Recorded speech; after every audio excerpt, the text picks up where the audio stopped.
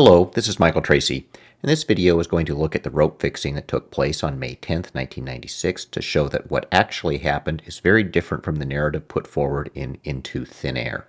Starting from high camp the night before, there had been a plan to have two Sherpa, Ang Dorje from Adventure Consultants and Lopsang from Mountain Madness, leave in advance of the climbers to fix the ropes. The day prior, the Montenegrins straggled back into camp after they stormed that evening, and they reported they had reached the base of the Hillary Step. Lopsang claims that upon learning this, the plan to send the Sherpa in advance was scrapped, and they would just fix any ropes that they needed as they went along. As the Montenegrins had not climbed the Hillary Step, clearly the ropes there would still need to be fixed. Krakauer disputes Lopsang's account and says even if it was true, the other guides were not told of it. Lopsang insisted that at the last minute, Hall and Fisher had simply scrapped the plan to fix the ropes in advance of their clients because they'd received erroneous information that the Montenegrins had already completed the job as high as the South Summit.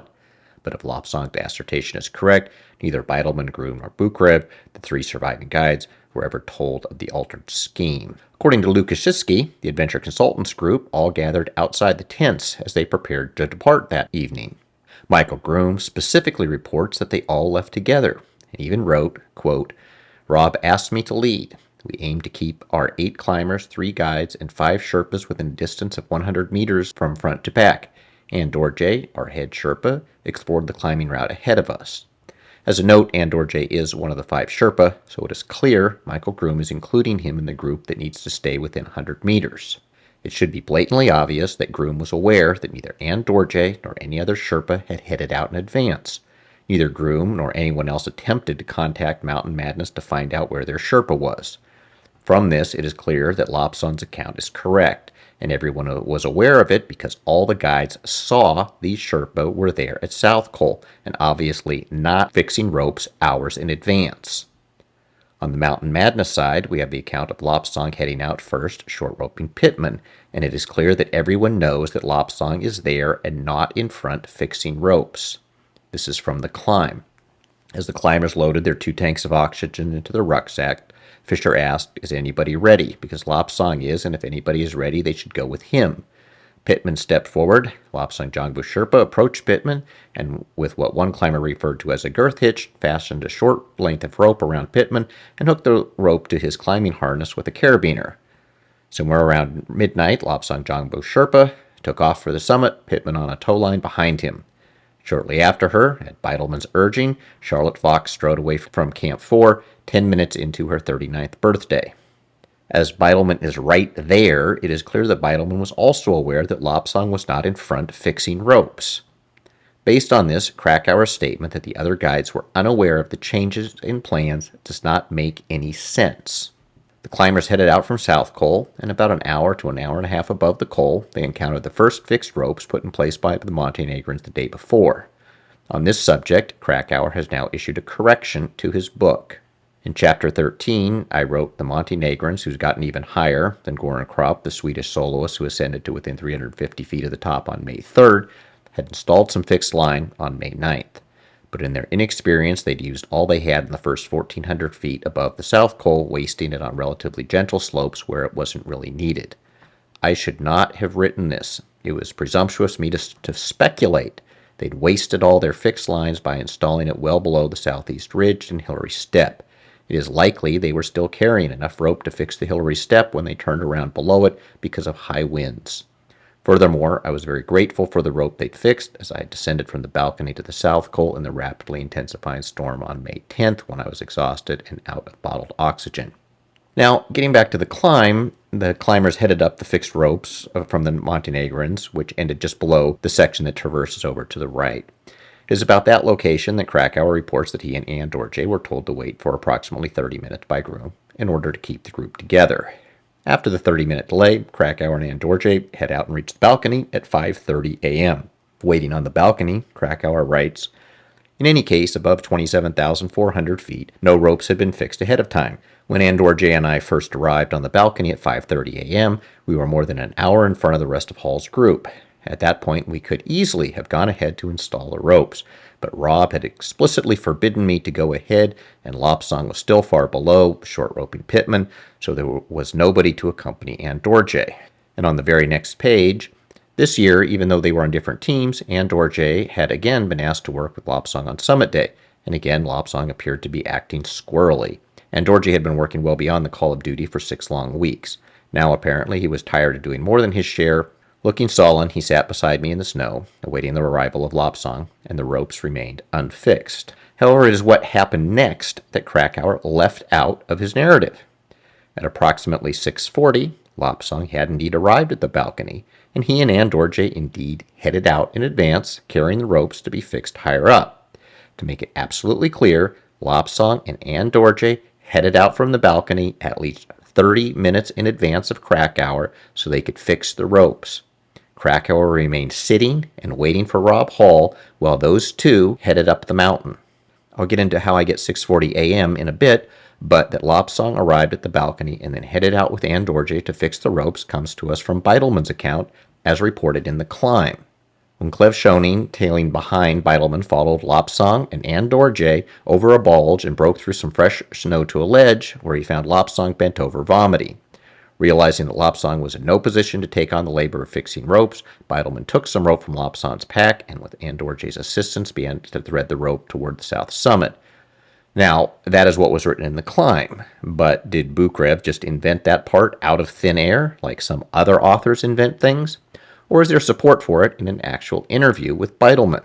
As the transcript of the Mountain Madness debriefing tape is included in The Climb, we can verify that Beidleman indeed said that is what took place. From the southeast ridge, I remember yelling back to people to hurry up, not to wait too long. I followed Lopsang and Ang Dorje, a Sherpa from Rob Hall's expedition, up over the first little bulge. Cleb was behind me. We made a new trail off to the left, which was a little safer, broke through some deep snow on a bench. Lopsang was there. He was very sick and vomiting. From there I took 3 ropes. From 2 ropes, 2 long ropes. From this, an accurate account of what happened up to that point can be constructed. There was an initial plan to have Lopsang and Ang Dorje head out in advance from South Col, but the report from the Montenegrins that they had fixed the ropes below the balcony made this unnecessary, and everyone was aware of this because they all saw Ang Dorje and Lopsang with their respective groups and not out in front fixing any ropes. At the balcony, Lopsang caught up with Ang Dorje, and the two headed out to fix the ropes up the next section towards South Summit. They left about 30 minutes prior to Krakauer's departure from the balcony at 7:10. However, after they left, probably just 10 or 15 minutes out, Lopsang breaks down and starts throwing up. Neal Beidleman immediately takes the initiative and takes the ropes from Lopsang and proceeds onward with Ang Dorje. Ang Dorje was right there with them and knew full well what had happened. Compare this to Krakauer's account, where he speculates about Ang Dorje's mood while he and Ang Dorje wait at the balcony. Quiet and moody by nature, Ang Dorje seemed especially somber as we sat together watching the sun come up. My attempts to engage him in conversation went nowhere. His ill humor, I figured, was perhaps due to his abscess tooth that had been causing him pain for the previous 2 weeks, or maybe he was brooding over the disturbing vision he'd had 4 days earlier. On their last evening at base camp, he and some other Sherpa had celebrated the coming summit attempt by drinking a large quantity of chang, a thick, sweet beer brewed from rice and millet. The next morning, severely hungover, he was extremely agitated. Before ascending the icefall, he confided to a friend that he'd seen a ghost in the night. An intensely spiritual man, Ang Dorje was not one to take such importance lightly. It was possible, though, that he was simply angry at Lopsang, whom he regarded as a showboat. In 1995, Hall had employed both Lopsang and Ang Dorje on his Everest expedition, and the 2 Sherpas had not worked well together. It's not clear why Krakauer felt the need to speculate about Ang Dorje's mood. Ang Dorje was waiting for Lopsang to arrive so they could fix the ropes. Lopsang arrived, and then they headed out to fix the ropes, and thus they were both out in front of the main body of the group. Krakauer's narrative deliberately leaves out the part about Lopsang and Ang Dorje heading out in advance of all the climbers from the balcony. It is impossible to believe that such an omission was accidental. Now, let's look at why I claim they left the balcony approximately 30 minutes in advance of Krakauer. Krakauer says he left at 7:10 after Rob Hall arrived and gave him the all-clear to proceed. By 7:10, Krakauer reported that both the entire Mountain Madness team and the entire Taiwanese team had passed him. Lopsang and Ang Dorje were the first ones out, and it is unlikely that that many additional climbers could have passed by in anything less than 30 minutes. We also have this photo taken by Beidleman, showing Beidleman well in front of the group. Given all these things, it is likely that 30 minutes is a good estimate for when Lopsang and Ang Dorje headed out from the balcony. About 10 to 15 minutes after heading out, Lopsang broke down. There was no confusion as to what happened. Lopsang got sick, bent over, and started vomiting. Beidleman immediately took over the rope fixing duties. He and Ang Dorje were well in front of the group and headed up to fix the ropes. Now, let's turn further up the mountain and look at whether there was a significant delay from rope fixing below South Summit. Michael Groom reports he waited 15 minutes for the ropes to be fixed. Lena Galmagard reports it was a short period of time, but does not specify exactly. Krakauer now says that the wait was 45 minutes. But is there a way to tell whether 15 minutes is more accurate than 45? It turns out yes, because we have details of exactly where Krakauer was at different points in time and exactly when he was taking breaks, we can compute his uninterrupted rate of climb. That is, we subtract out all the times he was waiting for something for whatever reason, and we use that to arrive at his uninterrupted climb rate. This uninterrupted climb rate is not going to change significantly unless a climber alters their oxygen flow. Top-level climbers can vary their rate of ascent significantly, but this was Krakauer's first time above 8,000 meters, and his ascent rate was good for commercial climbers, but nothing out of the ordinary. Computing his uninterrupted ascent rate below the balcony, it is 317 vertical feet per hour. I will link to a copy of the spreadsheet in the description, so if you want to see how the calculations are done, you can simply look at that. Using this climb time, his uninterrupted climb time above the balcony is likely to have been the same or less. Generally, people get slower as they climb higher unless they adjust their oxygen. Krakauer said he was on the same flow the entire time, so we can estimate his total delays from all causes between the balcony and South Summit as between 15 and 30 minutes. Whether that is or is not a large amount of time is not an issue. No matter how long or short the delays below South Summit were, they had no impact on the climb.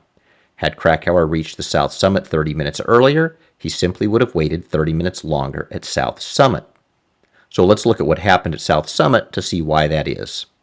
Neal Beidleman arrived at the top of South Summit at 9:58 a.m. I will just use 10 a.m. Martin Adams arrived approximately 30 minutes after Beidleman, and after about 20 minutes they descended from the actual top of the South Summit to the nook in the rock below South Summit that acted as a sort of staging area for the climbers and where the oxygen bottles would end up being cached. It is also in that nook where Rob Hall would perish. Once at the staging area, Beidleman and Adams began to make a plan to fix the rope. The problem was they didn't have enough oxygen. Beidleman had a bottle that Buchred had given him earlier, but Adams only had his partial bottle, which he states had 5 pounds. But that is really 5 megapascals, as that is what the meters read in. That was nowhere near enough oxygen to make it, but Beidleman also had his partial bottle that also had 5 megapascals. The regulators are not that accurate, but 5 megapascals would be far from a full bottle. The new plan was to have Adams take the 2 partial bottles and Beidleman take the full bottle. However, they ultimately decided not to do this. And while it is easy to say, gosh, we just don't know why they didn't leave, it should be obvious that the reason they didn't do it was that Beidleman knew it was not safe to do so.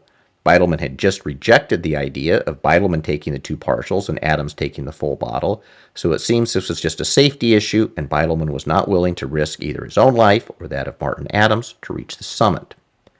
Later, Buchred and Beidleman would both be pushed to their physical limits during the storm, and Buchred is rightly credited for his actions. But Beidleman should also be credited for his competency and decision-making that helped avoid an even worse situation. Certainly, had Adams and Beidleman headed out with a limited supply of oxygen, things would have been even worse than they already were. Thus, the decision not to fix the ropes above South Summit at that time by Beidleman and Adams was because they lacked sufficient oxygen. Buchred had not arrived at South Summit yet, and he would arrive later, shortly after Tim Madsen. It was only after the Mountain Madness oxygen arrived that the Mountain Madness team headed out to fix the ropes. But what about the Adventure Consultants team? By the time Buchred arrived, Andy Harris, John Krakauer, Ang Dorje, Norbu, and Mike Groom were all at South Summit. Let's look at why none of these people would fix the ropes, nor even work with Beidleman to fix the ropes. In Krakauer's account, we have the following take place at 11:40. Lounging in the sun at 28,700 feet inside my thick down suit, gazing across the roof of the world in a hypoxic stupor, I completely lost track of time. None of us paid much attention to the fact that Ang Dorje and Nangwon Norbu, another Sherpa on Hall's team, were sitting beside us sharing a thermos of tea and seemed to be in no hurry to go higher. Around 11:40, Beidleman eventually asked, "Hey, Ang Dorje, Are you going to fix the ropes or what? Ang Dorje's reply was quick, unequivocal, no. Perhaps because none of Fisher's Sherpas were there to share the work. Then Krakauer writes, growing alarm at the crowd stacking up at the south summit, Beidleman roused Harris and Buchrev and strongly suggested that the three guides install the ropes themselves. Hearing this, I quickly volunteered to help. Beidleman pulled a 150-foot coil of rope from his pack. I grabbed another coil from Ang Dorje, and with Buchrev and Harris, we got underway at noon to fix lines up the summit ridge. But by then, another hour had already trickled away. But that is simply not what happened according to all the other accounts. Buchrev and Beidleman deciding to go on was because the Mountain Madness oxygen had arrived. In addition, Groom's account of the situation is completely different from Krakauer's. Here is what Groom wrote. I remarked to John that we had only 85 meters to go. In fact, we could almost see the summit. I was barely able to control my temptation to push on. Rob, however, wanted us to regroup at the south summit and assess the situation from there. And let me read that last line again as it explains the whole thing. Rob, however, wanted us to regroup at the south summit and assess the situation from there. Mike Groom's account makes perfect sense and matches up with the events on South Summit. Groom, Harris, Krakauer, and Ang Dorje were not sitting waiting at South Summit because they were clueless and didn't know what to do. They were waiting at South Summit because Rob Hall told them to. It is not exactly clear when Rob Hall gave this instruction, but they were late by the time they were at the balcony, and Rob Hall told them to wait at South Summit so he could assess the situation. That is why adventure consultants waited at South Summit, not because of fixed ropes. There were two guides and two Sherpas from adventure consultants, and Beidleman was clearly willing to also help fix the ropes as he had earlier in the day. And yet, Krakauer claims to not know why they were sitting there waiting, and even worse, he speculates that, quote, perhaps because none of Fisher's Sherpas were there to share the work. Groom's account is also entirely consistent. Groom has adventure consultants waiting for the all clear from Rob before they depart South Summit. Groom then reports a radio call to Rob where Rob gives the approval to head on up. Groom makes it explicitly clear that he was told not to fix the ropes and was told to wait at South Summit. From page 278 in Sheer Will, I fought an internal battle. Should I ignore Rob's instructions not to fix the ropes and for the team to regroup at South Summit by heading for the summit now? Groom is absolutely clear that the reason they were waiting at South Summit was that they were following Rob Hall's instructions. They had been told to wait at South Summit for Rob's final decision, and it had nothing to do with Ang Dorje waiting on anyone. It was that Ang Dorje was also following Rob Hall's instructions. As a note, Groom's comment about being told not to fix the ropes was a statement Rob Hall had made before the climb. Hall didn't want Groom getting involved with the rope fixing for whatever reason. The instructions to regroup at South Summit appears to have been made on the mountain at around the time they were at the balcony. And Rob had made it perfectly clear that he expected his instructions to be followed. The day before departing base camp, Rob had sat the team down in the mess tent and given us a lecture about the importance of obeying his orders on summit day. I will tolerate no dissension up there, he admonished, staring pointedly at me. My word will be absolute law, beyond appeal. If you don't like a particular decision I make, I'd be happy to discuss it with you afterwards, but not while we're on the hill. Rob Hall told his team to wait at South Summit, so the team waited at South Summit. Simple as that. After the Mountain Madness oxygen arrived, there was some brief debate about who was going to fix the ropes, with Beidleman and Buchrev deciding to do it themselves.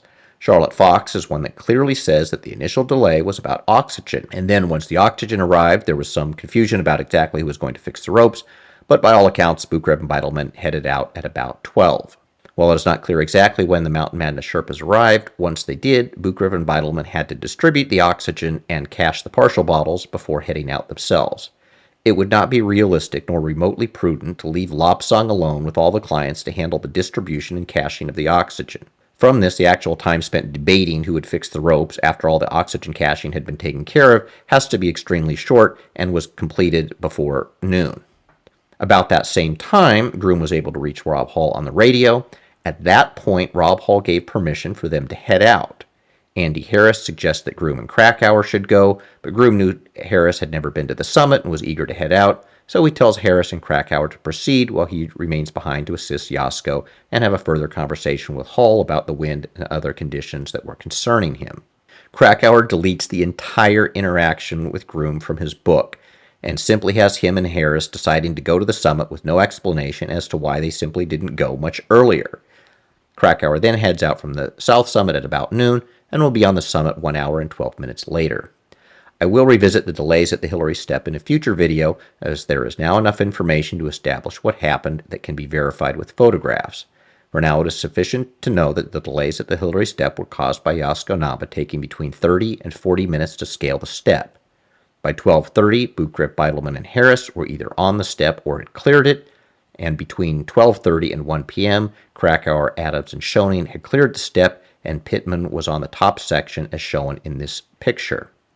Between 1 p.m. and 1:40 p.m., when Andy Harris returns and we have this next photograph, it appears not a single additional person scaled the step, with Yasko Namba just reaching the top of the step at 1:40. I will discuss all of that in a future video. Ultimately, the widely accepted belief that rope fixing delays played a significant role in the 1996 Everest disaster stems from an uncritical acceptance of Krakauer's narrative. By omitting key facts about Lopsang's rope fixing efforts before he fell ill and completely ignoring Michael Groom's repeated statements that the Adventure Consultants team was explicitly told to wait at the South Summit for Rob Hall's final approval, Krakauer misrepresents the actual causes of the delays. This selective storytelling has led to a distorted understanding of the events, unfairly shifting blame to people who were not remotely involved in the key decisions that led to so many deaths.